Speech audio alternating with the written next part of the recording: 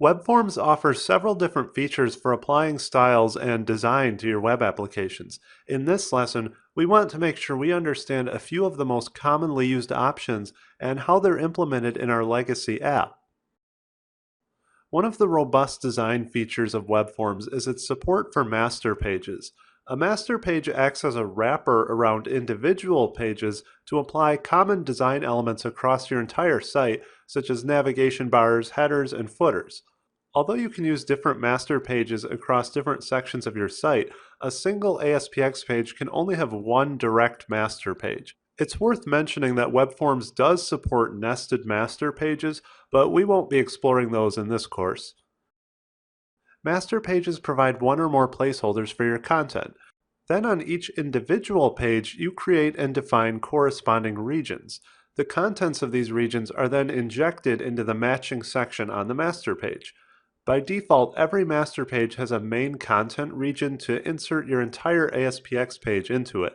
You can define additional sections for headers and footers and such if you want the ability to override them from individual pages, or you can just place these items as static content in the master page. Master pages also allow you to include CSS and script files across all the pages in your app, so you only have to define them in one spot. More recent versions of Web Forms also support the nice bundling features of ASP.NET. Bundling will combine your CSS or JavaScript resources into minified single files. This can greatly reduce the amount of data and the number of HTTP requests required by your application, so it's often a good practice to follow. One other relevant design feature for our application is user controls. These are files that you can extract pieces of your site into for organization or reusability, and then reference them from your pages. Widgets are a great example of a case for user controls. These components have an ASCX extension and also allow for server-side code rather than just static markup. We're going to spend more time with this topic in a later module, but they're worth mentioning right now just from a layout perspective. Let's head over to Visual Studio to review how some of these concepts are implemented through the code in our legacy app. Inside Visual Studio, I have our legacy Web Forms application open. Over on the right in our list of pages, you'll see a file called site.master, which is the main master page for this application. Let's open it up and see what's inside. At the top of the file, you can see we have our opening document elements, such as the HTML, head, and body tags.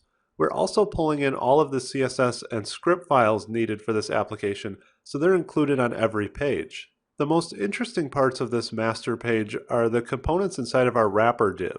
We have included a user control called nav, which acts as the main navigation for our site, and it's included on every page. We can quick glance in that file over on the right again, and you'll see that it's just static markup. We could add logic to this control in the code behind for enhancements like highlighting the active link, but the legacy app doesn't support that right now.